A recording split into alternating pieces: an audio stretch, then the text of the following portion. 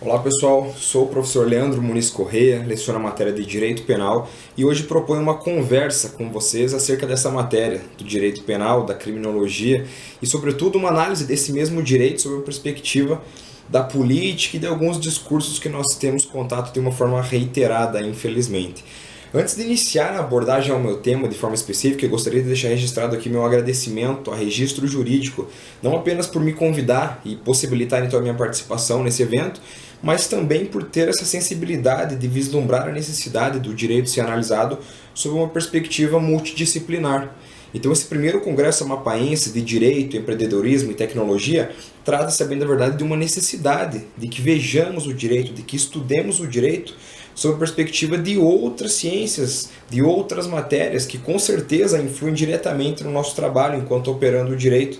Não mais se tem como dissociar uma coisa da outra. Essa ideia do direito puro e simples, o direito pelo direito, já não existe mais, é ultrapassado. E é justamente por isso que esta necessidade e sobretudo a organização do evento que o Registro Jurídico tornou possível, trata-se de uma democratização do conhecimento, da possibilidade de pessoas que não estão no banco da faculdade, que às vezes por condições diversas, financeiras, econômicas, enfim, não têm então essa possibilidade, possam ter um contato com essa matéria, ter uma conversa conosco, que nos debruçamos sobre a matéria e que talvez tenhamos alguma coisa a contribuir a ensinar, certo? Pois bem, sem mais delongas, mais uma vez, minha matéria é Direito Penal e o que eu proponho hoje nessa nossa conversa é uma análise do direito penal e é por isso que eu dou o nome dessa palestra Direito Penal do Terror no Brasil, uma falaciosa ferramenta de contenção criminal. Então, palestra ou conversa, depende como vocês preferirem. O que eu quero hoje é que façamos uma análise, façamos uma autópsia de alguns discursos que até políticos, candidatos à presidência estão utilizando para mostrar para vocês que o direito penal nem sempre possuiu como premissa maior a tutela dos bens jurídicos tidos como essenciais. Hoje nós sabemos que essa é a missão principal do direito penal, mas eu digo, nem sempre foi assim. Então discursos como bandido bom é bandido morto, cometeu o crime porque aqui no Brasil não dá nada, ou ainda fez e vai fazer de novo, porque nós não temos leis realmente duras neste país, já foram utilizados. Esses discursos, essas posições já foram utilizadas demasiadamente, e a consequência, via de regra, foi catastrófica. Então notem que o fundamento dessa posição de apontar para o direito penal e falar direito penal, você tem a competência para resolver o problema da criminalidade. É você quem tem que resolver a violência urbana. Mais pena, mais prisão, mais polícia. Então trata-se o direito penal como remédio para todos os males, quando na verdade não o é.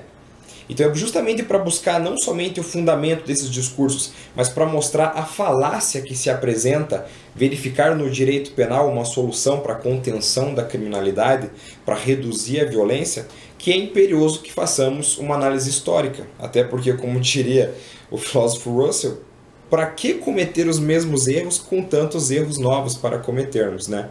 Então, assim, o direito penal ele se inicia naquilo que nós chamamos de vingança privada. Então, a nossa doutrina é pacífica em verificar nesta era da vingança privada o início, o berço do direito penal. Naquela época não existia um código tal qual nós temos hoje. O direito penal não era taxado, positivado. Então, cada um podia fazer aquilo que queria.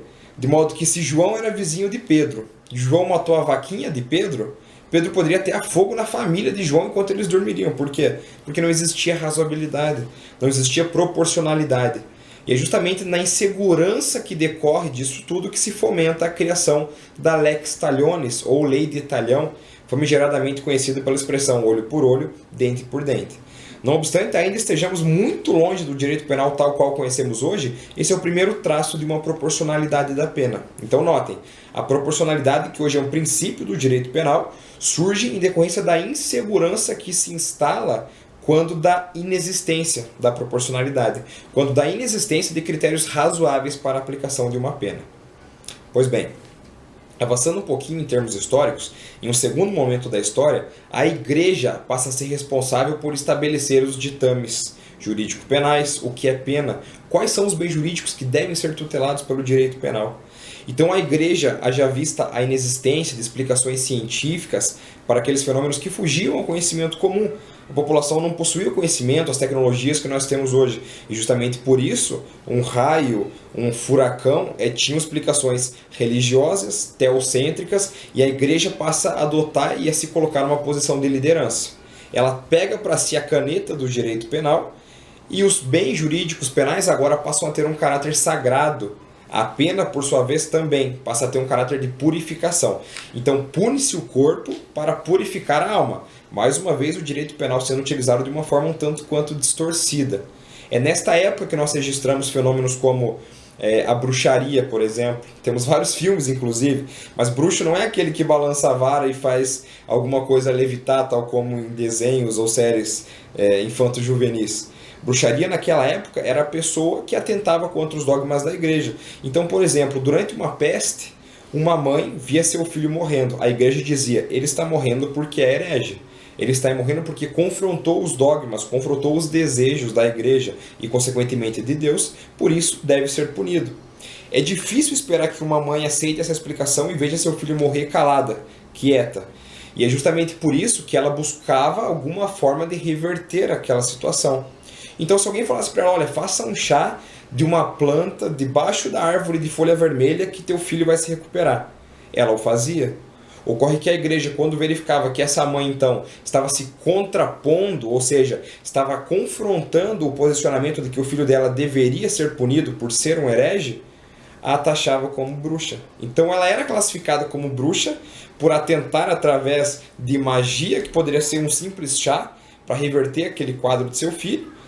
E ela, por sua vez, não podendo ficar quieta, não podendo simplesmente ser submissa àquele mandamento, digamos assim, da igreja, era então taxada, classificada como bruxa, e penas como fogueira, como afogamento, como o desmembramento, e nesse sentido estou falando literalmente de tirar os membros da pessoa, era algo que se registrava como a consequência jurídico-penal de se confrontar a igreja à época.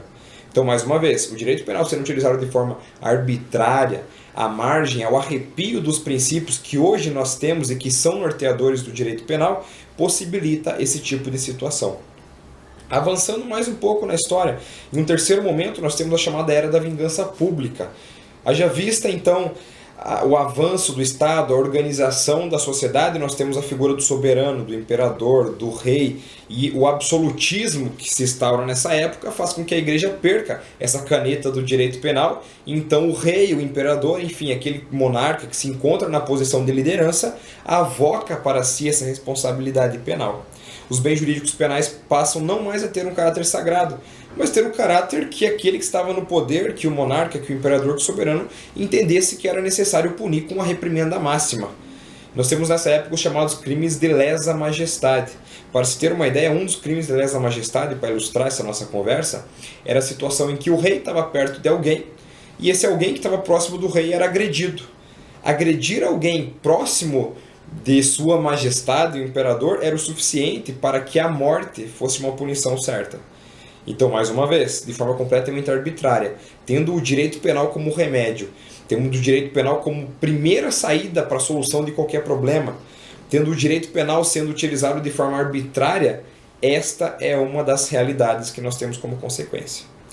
Pois bem, esse absolutismo, essa situação de fragilidade em que um rei, um monarca, um imperador assumia então essa caneta do direito penal e passava a utilizar esse direito penal para adestrar a sociedade, para fazer a sociedade se manter submissa diante das atrocidades sociais que eram cometidas, haja vista que enquanto se festava dentro de um castelo a população morria de fome do lado de fora, surgiu a chamada, ou melhor, o chamado iluminismo, que nada mais foi do que um movimento que se contrapôs a esse absolutismo instaurado.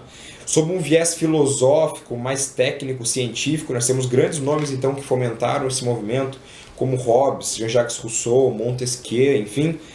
Surge, organiza-se esse movimento e esse movimento afrontando o absolutismo consegue, de fato, fazer com que o absolutismo caia, retirar o absolutismo do poder e todos aqueles que representavam o sistema absolutista foram mortos. A guilhotina é um instrumento que surge nessa época de Revolução Francesa, que foi o cume, o ápice então deste iluminismo. Ocorria em praça pública mortes coletivas, então a guilhotina era o dia inteiro utilizada. Há registros históricos no Instituto da Revolução Francesa, na França mesmo, de que a França conseguiu, durante a Revolução Francesa, fazer cair 29 cabeças em 35 minutos. Então não sei se é motivo para aplaudir, mas essa é uma das proezas que se conquistou, que se realizou durante a Revolução Francesa. Um dos principais nomes da Revolução Francesa é o de Maximilien de Robespierre. Robespierre era um dos responsáveis pelas sessões de guilhotina em praça pública. Era ele que ordenava e aos berros determinava: cortem-lhe a cabeça. Ocorre que esse mesmo Robespierre, que em tantos outros momentos determinou que cabeças fossem cortadas em movimentos de guilhotina, também foi vítima da guilhotina. Ou seja, uma das consequências, não fosse bastante aquelas que eu já disse, de se utilizar o direito penal de uma forma exacerbada, desse direito penal máximo, é a insegurança jurídica. De modo que aquele hoje que aponta o dedo e fala cortem-lhe a cabeça, amanhã vai estar na mira do dedo de um outro que vai gritar a mesma frase, cortem-lhe a cabeça. Ou seja, não se tem como garantir a segurança da sociedade, a pacificidade social. Todo mundo pode ser objeto do direito penal e, sobretudo, dessas penas, que, quando do direito penal máximo, são de tortura, de morte e por assim vai. Pois bem, saindo um pouco dessa análise histórica mais distante, já visto que Maximilien de Robespierre morreu em 1794, então faz bastante tempo, e eu costumo brincar com meus alunos que, via de regra, quando se faz uma análise histórica distante, tem-se a falsa impressão de que esse conhecimento não possui uma aplicabilidade prática, porque a sociedade era outra, o contexto no qual se inseriam essas situações fáticas é completamente divorciado, é completamente diferente daquele que nós possuímos hoje. E, de fato, o contexto era. Só que aquilo que se está pedindo hoje, com frases e discursos de direito penal máximo, de direito penal do inimigo, é que retornemos a esta época.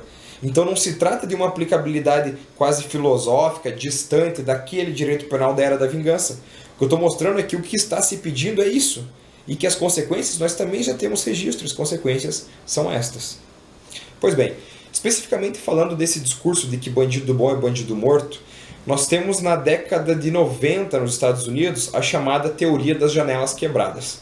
Eu não posso falar dessa teoria sem antes mostrar qual é o fundamento da teoria para que vocês passem a entender o porquê desta teoria e da política implementada aí na década de 90 em Nova York ser considerada o embrião desse estado policialesco, é o berço do discurso de que bandido bom é bandido morto.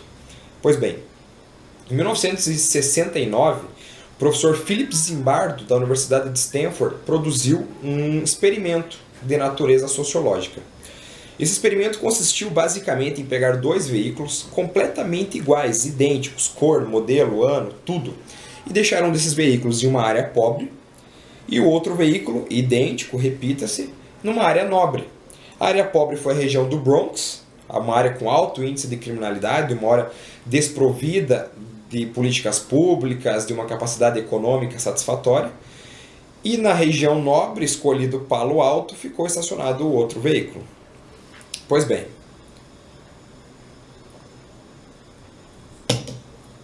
passado alguns dias, o veículo que estava na região nobre, nada ocorreu com ele. Apenas o pó da rua e nada mais. O veículo que estava no Bronx, na região pobre, por sua vez, foi objeto das mais variadas formas de vandalismo. Roubos, furtos e aquilo que sobrou, que não tinha valor monetário, atearam fogo. Então uma selvageria total. Pois bem, até aí nós não temos nenhuma constatação, porque para todos os fins é muito fácil você identificar que numa região pobre a violência vai ser muito maior do que uma região nobre, uma região economicamente desenvolvida. Insatisfeito com esse resultado, ou melhor, com a ausência de um resultado, o professor Philip determina que um dos vidros daquele carro em Palo Alto, até então intacto, seja quebrado. Vai então um dos seus assistentes, quebra esse vidro e eles continuam a observar. Poucos momentos depois, esse carro, na região nobre, passa a ser objeto das mesmas formas de violência e vandalismos que aquele na região pobre. Ou seja, o experimento do professor Philip traz uma constatação empírica de que a selvageria, o estado de desordem, a ausência de uma sensação de controle faz com que a população incida naquilo que pode ser considerado rasgar o contrato social de Jean-Jacques Rousseau. Então as normas de civilidade, as normas do bom viver, da pacificidade social, são simplesmente ignoradas quando não se tem uma sensação de controle. de modo que essa situação de selvageria social não está vinculada diretamente com a situação econômica da região, mas sim com essa ausência de situação, de sentimento, de controle. Pois bem, alguns anos depois, do final da década de 90, dois criminólogos de nome George Kelly e James Wilson, ainda nos Estados Unidos, realizam uma nova roupagem, uma remasterização desse experimento do professor Philip. Agora, sobre uma ótica criminológica, eles utilizam essa mesma constatação do professor Philip, e eu uso aspas porque, por tratar-se de um movimento e de um experimento empírico, a constatação acaba sendo um termo meio frágil, haja vista a ausência de um volume técnico que fundamente o experimento, né? Mas para todos os fins, eles fazendo essa nova roupagem, traduziram esse experimento do professor Philip na seguinte afirmação. Pois bem, assim como uma janela quebrada naquele veículo fez com que a população rasgasse o contrato social, que a população deixasse de lado todas as normas do bom viver, de pacificidade social, se não houver uma repressão por parte do Estado aos crimes menores, aquilo que nós chamamos de crimes anões, ou ainda de crimes de menor potencial ofensivo, haverá uma maior incidência de crimes de maior potencial ofensivo, pois a ausência da sensação de controle por parte dessa gestão criminal faz com que a população acredite ser possível, ser viável cometer crimes. Na década de 90, no início da década de 90, na cidade de Nova York, Rudolph Giuliani se candidata a prefeito.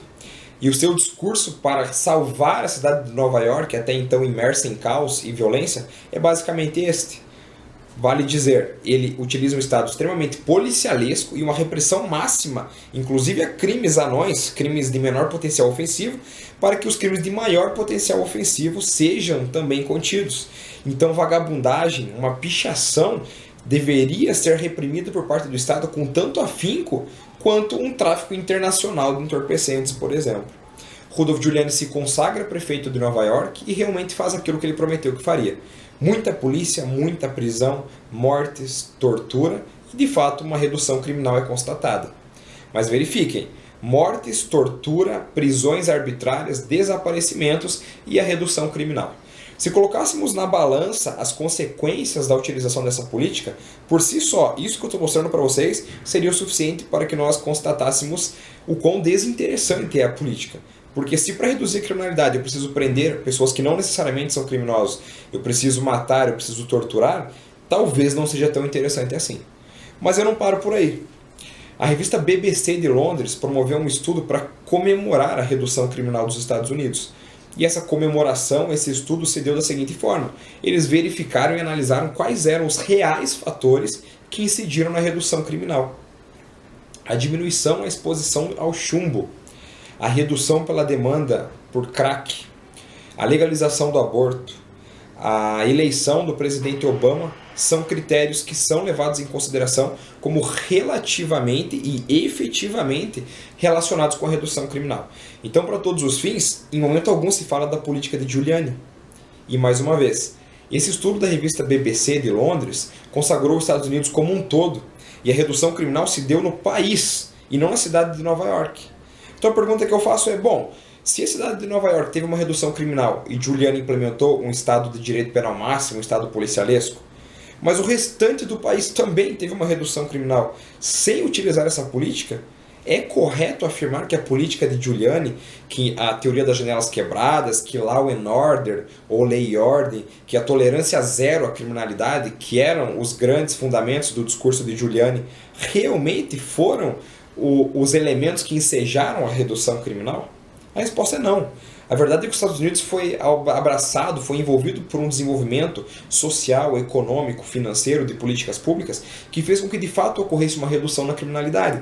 Mas como a política de Giuliani era regionalista e os Estados Unidos de modo geral observou essa mesma redução criminal, não há que se falar. Pode-se dizer que a política estava no lugar certo na hora certa, por exemplo, mas não que ela é a real medida que teve como resultado a redução criminal. Isso não podemos dizer.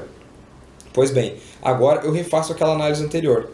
Mortes, desaparecimento, prisões arbitrárias, tortura e a redução criminal, que era o único ponto positivo para se contrapor na balança a toda essa selvageria jurídico-penal, na verdade sequer existiu. porque nos outros estados e cidades também houve uma redução. Somente o que ficou foi mortes, tortura, desaparecimentos, prisões arbitrárias, excessivas. Então, mais uma vez, essa é outra consequência da utilização do direito penal máximo. Essa é outra consequência de se apontar para o direito penal e falar, olha, o direito penal soluciona. Aumente a pena, criminalize mais, que com certeza nós teremos um efeito positivo. Será? A história nos diz o contrário. Saindo um pouco dessa análise de direito internacional, dessa análise da política jurídico-penal, da política criminal dos Estados Unidos, vamos a fazer uma análise agora, alguns pontos, algumas situações fáticas aqui no país. Em terra tupiniquim, será que nós não temos nada para analisar desta natureza, desses critérios de utilização do direito penal? E a resposta é sim, e a resposta é infelizmente muito. Muitos são os momentos em que o direito penal foi utilizado de uma forma inidônea, ao arrepio dos princípios que lhes são norteadores e que deveriam ser observados para que o direito penal existisse e fosse aplicado de uma forma prática e de uma forma condizente com o Estado democrático de direito.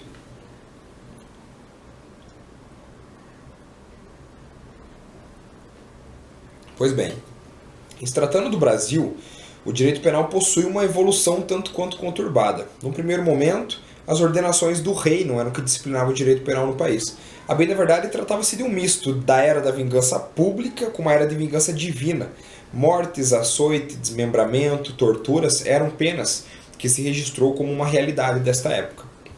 Nós temos um avanço, um código penal baseado numa era em que a Itália era fascista, então o Código Rocco, que é uma homenagem a Arturo Rocco, então ministro da Itália à época, traz uma certa apreensão, e em um mesclado de garantismo e inquisitoriedade esse código disciplina, e até hoje, a bem da verdade, é o que disciplina a nossa matéria jurídico-penal. Mas saindo um pouco de uma análise histórica mais distante, como eu prometi para vocês, façamos uma análise de algo mais próximo, década de 90. Tenho certeza que muitos dos que me estão assistindo, na década de 90 já tinham alguma história de vida para contar, né? Então vamos lá.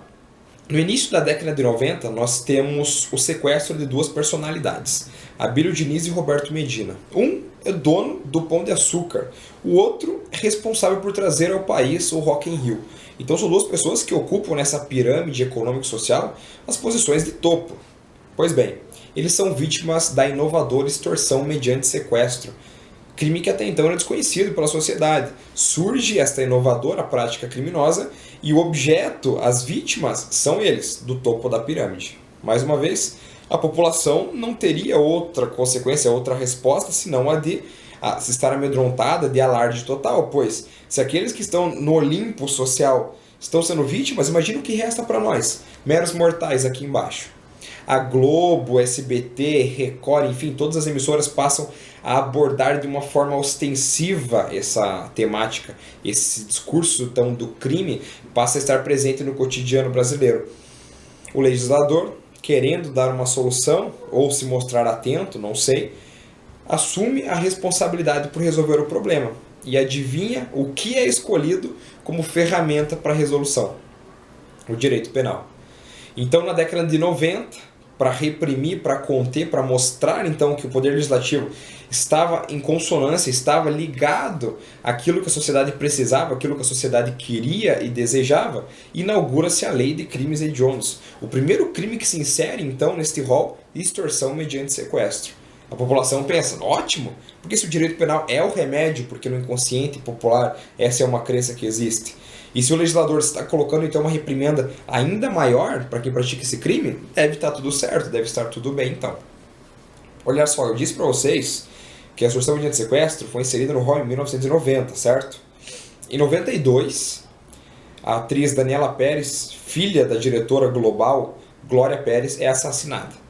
Ocorre então um mutirão midiático para que o Legislativo faça alguma coisa e o Legislativo, mais uma vez, diante da pressão midiática e social, responde com direito penal. Insere-se na Lei de Crimes Hediondos o homicídio qualificado. Pois bem, por si só, o motivo que deu ensejo à inserção desses crimes na Lei de Crimes Hediondos é o suficiente para que a gente, no mínimo, repense a forma como o direito penal é aplicado, pois não deveria ser de acordo com a pressão social, mas sim de acordo com um estudo sociológico, com a tentativa de se resolver os problemas com outras áreas do direito. Esse é o princípio da subsidiariedade do direito penal. Mas enfim, vamos deixar de lado isso, vamos fingir que isso, que por si só já se apresenta como uma bizarrice jurídica, fique nesse momento escanteado. E vamos pensar o seguinte: eu disse que em 90 a extorsão mediante sequestro foi inserida no rol de crimes hediondos e que em 92 o homicídio qualificado foi inserido. Notem, durante 2 anos, você sequestrar e extorquir alguém era um crime hediondo e matar alguém não. Então, para todos os fins, se eu sou um sequestrador e tenho uma vítima e nesse momento sei que não vou ter sucesso na minha empreitada, era mais produtivo, mais interessante para mim, processualmente falando, matar aquela pessoa que lhe devolver a família. Pois se eu a matasse era só um homicídio, eu só estaria retirando a vida de alguém. Enquanto que se eu realmente a sequestrasse e extorquisse essa vítima, eu estaria incidindo em um crime hediondo. Então essa é uma das consequências dessa utilização desenfreada do direito penal. Aquele discurso que inaugurou a minha fala de que no Brasil comete-se crimes porque nós não temos leis realmente duras, enseja esta realidade de utilização do direito penal de leis mais duras, mas que a consequência é esta. Os princípios que norteiam o direito penal, eles existem em decorrência de momentos em que o direito penal, por ser aplicado sem esses princípios, sem observar essas garantias, incidiu em alguma catástrofe. Ignorar esses princípios hoje não existe outra consequência plausível que não a de reincidir em catástrofes. Continuando a análise ainda da lei de crimes hediondos, na década de 90 nós temos o escândalo do comprimido da farinha, chamado comprimido microvilar da época. Era um medicamento contraceptivo, anticoncepcional, enfim, que haja vista a ausência de elementos químicos satisfatórios a esta proposição, enfim, a esta eficácia em ser contraceptivo, fazia com que mulheres, fazendo o tratamento, utilizando esse medicamento, engravidassem. Pois bem, mais uma vez, a mídia explora, a população amedrontada pugna por medidas enérgicas e o legislador utiliza o direito penal. É uma equação quase matemática. Imprensa mais população igual ao direito penal. Tá, mas eu entendo que realmente você falsificar um medicamento é algo que deva ser considerado hediondo. E eu vou concordar com você, eu também acredito nisso. O problema é que o direito penal sendo utilizado dessa forma emergencial, desta forma rápida e impensada, faz surgir outros problemas de forma colateral. Por exemplo, se você lê o texto que foi inserido na lei de crimes hediondos, ou seja, o tipo penal de falsificação ou adulteração de medicamento, você vai constatar que se você falsificar uma base de unha, é o suficiente para que você incida em um crime hediondo. Porque a letra da lei ela é deficiente em termos técnicos, ela é deficiente juridicamente falando. Então a pressa é inimiga da elaboração jurídico-penal. A pressa e o direito penal sendo materializado, sendo legislado, sendo criado novos tipos penais em decorrência de uma pressão social, a consequência não pode ser outra que uma falha, que o fracasso. Continuamos a nossa análise. Nós temos a chamada Lei Maria da Penha. É uma lei que ela é ovacionada, é aplaudida por ser uma das melhores do mundo em se tratando da tutela da mulher que é violência, que é vítima, melhor, de violência doméstica.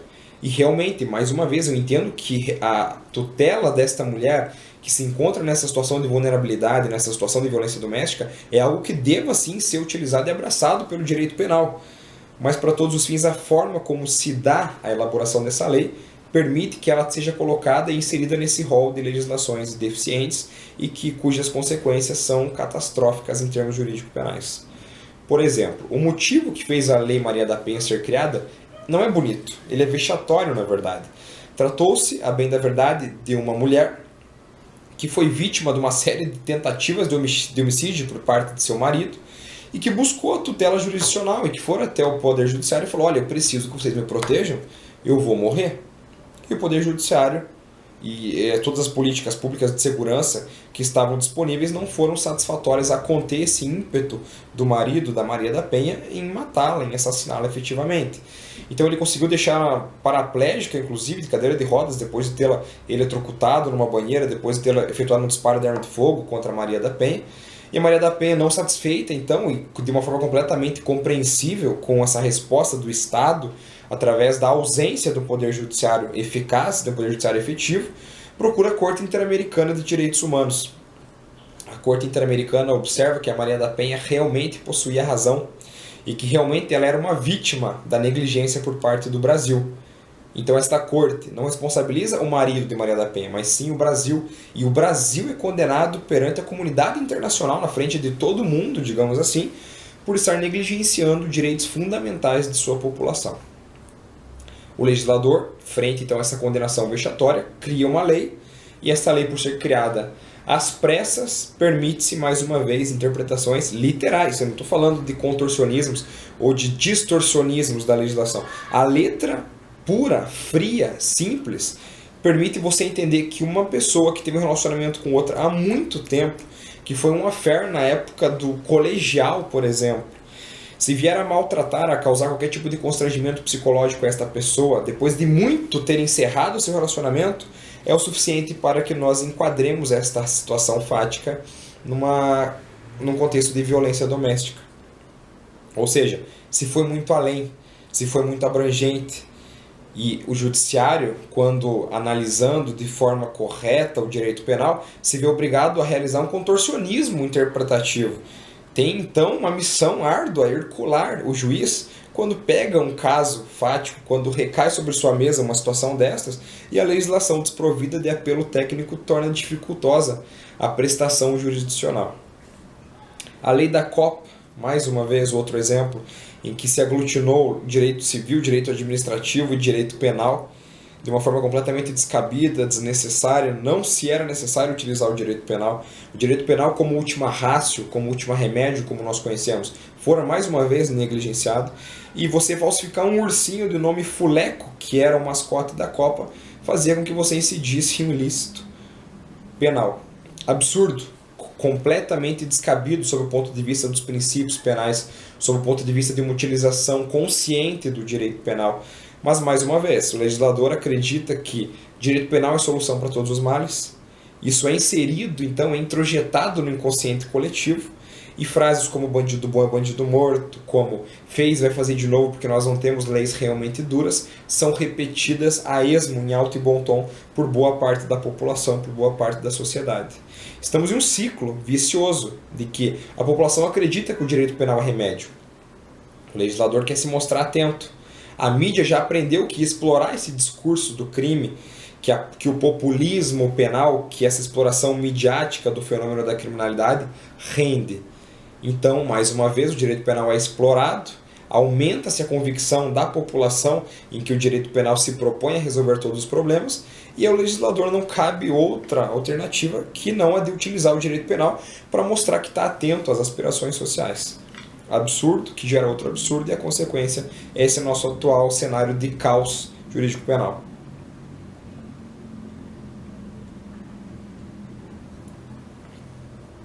Pois bem, quando eu comecei a dar essa palestra, o Brasil ocupava a 4ª população carcerária do mundo, ou seja, o 4º país que mais possuía presos no mundo era o Brasil. Eu tenho que alterar meu texto, porque recentemente o Brasil ultrapassou a Rússia e hoje nós somos o 3º. É tetra! Sinceramente, eu não acredito que seja motivo para ser comemorado, mas a bem da verdade é algo que não pode ser inobservado, porque trata-se de uma prova de que nós estamos falhando, de que o direito penal está sim sendo utilizado, mas que está sendo ineficaz, de que o direito penal não se propõe a reduzir a criminalidade, de que bandido bom é bandido morto. Será? Maximilien de Robespierre provou na carne que esse discurso de bandido bom é bandido morto seja uma maximização do direito penal tamanha que não se pode fugir do direito penal, ele engole todo mundo. Ou seja, aquele que uma hora mandava cortar a cabeça, teve a sua cabeça cortada. No Brasil não prende, comete-se crimes aqui porque sabe que não dá nada. Mentira! Nós temos a 3ª maior população carcerária do mundo. Prendemos muito. Só que a nossa prisão, ela tem como objetivo princípio a ressocialização. O artigo 1º da nossa Lei de Execução Penal diz isso. Que o objetivo da Lei de Execução Penal é proporcionar condições para a harmônica integração social daquele que se encontra no sistema carcerário. Mas falhamos mais uma vez. A população carcerária aumenta. O Código Penal está regurgitando leis inúteis, leis abrangentes demais, leis que propiciam uma arbitrariedade de uma forma facilitada, porque o magistrado, se quiser utilizar a legislação penal taxativa, a letra fria de lei, consegue cometer abusos. Por quê? Porque o legislador cria leis que permitem isso. Então não se trata de uma falha do Poder Judiciário, mas sim do legislador. Tá, mas o legislador não é uma consequência da população? Não é a população que coloca no poder aquele que hoje está disciplinando o direito penal, que está elaborando normas de cunho jurídico penal? Então o problema está na população. Seguindo essa linha, tenho que dizer até em tom de desabafo que a realidade na qual nós nos encontramos hoje é de uma população acuada, amedrontada e que o tempo todo roga por providências enérgicas, por providências que realmente tragam uma eficácia nessa contenção criminal. Só que ela acredita que o direito penal possui essa eficácia. E historicamente nós vemos que não. Historicamente constata-se que o direito penal nunca se propôs a efetivamente conter a criminalidade. Estamos fadados ao fracasso. A nossa sociedade hoje, em termos jurídico-penais, possui um câncer em fase terminal. O legislador utiliza esse discurso político do crime. A mídia utiliza esse populismo penal, o espetáculo midiático da violência e da criminalidade. De modo que um âncora de telejornal tem mais credibilidade do que a nossa melhor doutrina jurídico-penal. Aquilo que um âncora de um telejornal qualquer de meio-dia, desses sensacionalistas, que temos muito aqui em Curitiba, acredito que aí onde você está assistindo também existam, faz com que a população realmente incorra neste fracasso em termos jurídico-penais, e a realidade não poderia ser outra. A título de encerramento da minha fala, gostaria de dizer que o direito penal não reduz a criminalidade, que o discurso de que bandido bom é bandido morto não possui um fundamento lógico e técnico, um fundamento emocional talvez, mas o direito penal não lida com moral, com emoções. Isso deve ser divorciado de uma análise jurídico-penal. Então, neste cenário, em que a população apenas aplaude o barulho das celas sendo trancafiadas, ignorando as superlotações, as torturas, a morte que ocorre nesta masmorra moderna, que a gente com certo eufemismo chama de sistema penitenciário, faz com que não tenhamos outro destino, que não aquele de que um dia essa mesma cela, que outrora for aplaudida quando trancafiada, vai se abrir. E quando tal dia chegar, corram todos. Mais um animal estará solto. Pessoal, gostaria de agradecer essa nossa conversa, gostaria de dizer para vocês que minhas redes sociais estão disponíveis caso vocês queiram conversar, trocar ideias, trocar alguns e-mails. Tem alguns alunos que às vezes fazendo monografias, professor, estou fazendo monografia em direito penal, tal assunto, que livro que você me indicaria? Pode me procurar, certamente eu vou dar esse amparo, eu vou dar uma resposta para vocês. Mais uma vez, meu agradecimento a Registro Jurídico pelo convite para que possamos ter essa conversa, para que possamos pensar o direito, para que possamos discutir o direito sob outras perspectivas, político, sociológica, historiológica, tecnológica, sob viés de empreendedorismo, é algo crucial. Desde daquele advogado, daquele estudante de direito que acabou de sentar no primeiro dia na sua carteira, até o advogado muito experiente, que já está encerrando sua carteira no auge do reconhecimento nacional. Esta análise é necessária sim, o direito está sempre evoluindo, se alterando, e tenho certeza que esse congresso significa democratizar e tornar acessível esse conhecimento e essas discussões. Um abraço a todos, mais uma vez obrigado por ter assistido o vídeo, obrigado ao Registro Jurídico, e precisando, contem sempre com a gente, nos procurem, que certamente em redes sociais e e-mail vocês terão retorno, certo? Um abraço a todos e até a próxima.